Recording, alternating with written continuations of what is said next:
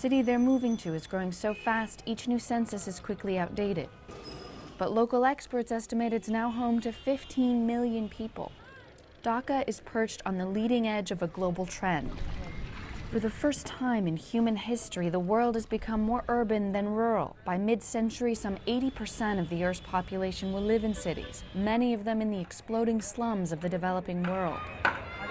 For good or ill, Dhaka is setting an example. You are seeing the early future of the world, which is not a very pleasant thought at this point in time. Half of the population of the developing world will be in the urban centers within the next decade. If you want to know what that might look like, Dhaka is among the best places to visit. The World Bank called it the fastest growing of the world's 20 or so megacities, urban areas with populations over 10 million. It's also one of the poorest. Vast slums dot every neighborhood and house at least a third of its people. In less than 15 years, the United Nations predicts Dhaka's population will surpass that of Shanghai, Mexico City, or New York. Well, I think if you simply project the present into the future, then obviously we are headed to no good place. At the end of British rule in 1947, Dhaka had just 250,000 residents. 2.5 decades later, when Bangladesh won independence from Pakistan, the city had nearly 1.7 million.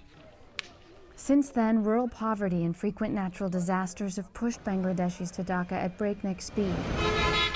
Each new decade has seen the city's population double. Everywhere you can see the damage wrought by this frenzied growth. By one rough estimate, traffic alone cost the city $2 billion a year. I have adopted what I call car meetings. I take my colleagues with me in a car with a computer, and we talk and we hold our meeting in the car over the 2 hours.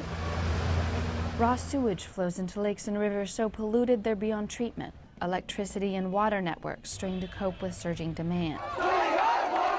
Protests erupt periodically when routine water shortages last more than a few days. Believe me, a serious water crisis in this city can bring down a government. That kind of magnitude water has acquired. The new arrivals are often the hardest hit because most settle in slums. They have no title to the land they live on and can't get legal water or electricity. So they pay 2, 3, even 4 times official rates for pirated, unreliable connections. If I'm a slum dweller, I don't have access to basic services. I don't have access to basic rights because remember, by definition, I'm illegally residing where I'm residing.